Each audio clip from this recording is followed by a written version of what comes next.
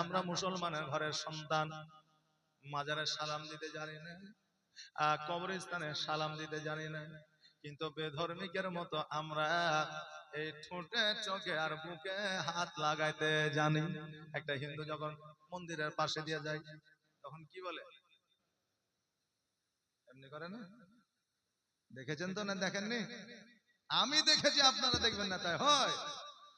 আর একজন মুসলমান ঘরের যুবক যুবতী যখন টিউশনিতে যায় সকালবেলায়, দেখবেন অনেক জায়গায় রাস্তার ধারে কবরস্থান থাকে, ওরা ওই কবরস্থানের সালাম দেয় না, ওরাও বেধর্মিকের মতো কবর দেখিয়া হিন্দুদের মতো নমস্কার করে। এই যে অনেক আছে, করে কি করে না? মাজার দেখলে নমস্কার করে, এটা মানে নমস্কার জৈনদের, খ্রিস্টানদের।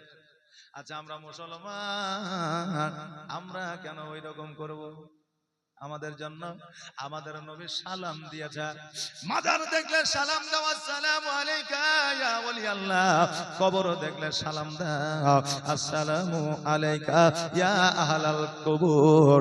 আর মানুষ দেখলে সালাম দাও, আসসালামু আলাইকা ওয়া রাহমাতুল্লাহ। জোরে বলেন সুবহানাল্লাহ। কথা বুঝতে পেরেছেন আমার? বুঝতে পেরেছেন? মাজার দেখলে কি বলে সালাম দিবেন?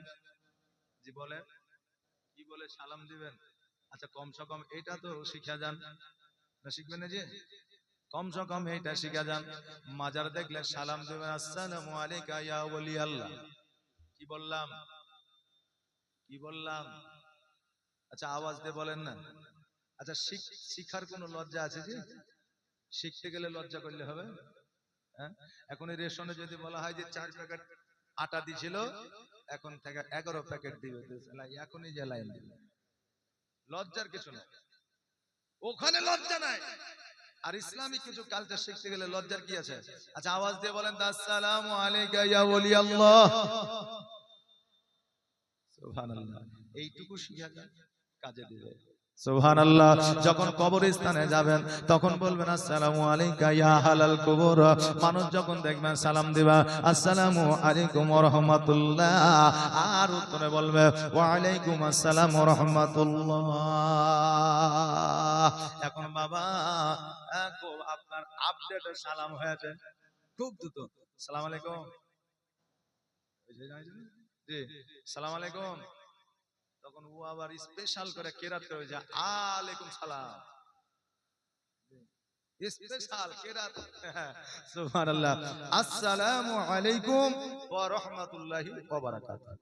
জি, আর ওয়া আলাইকুম আসসালাম ওয়া রাহমাতুল্লাহি ওয়া বারাকাতুহু। জি সুবহানাল্লাহ।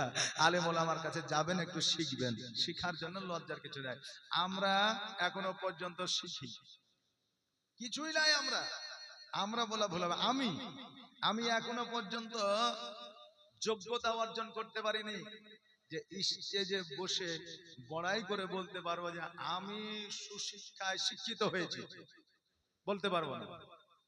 আমার গ্র্যাজুয়েশন কমপ্লিট আছে, আরবিতে অনার্স আছে।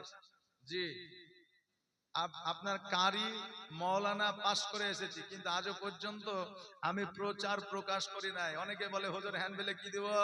বলে ভাই এক কাজ করেন, 1 নম্বর নাম দিয়ে দেন মৌলানা পিয়ারুল ইসলাম ভগবান গোলা, এটাই দিয়ে দেন। বলে টাইটেল ফাইটেল, বলে আপনার যদি মন যায় কিছু লাগান, যদি মন যায় তো, না মন যায় তো লাগাইতে হবে না। তবে আমার মুখ থেকে শুনতে পাবেন না।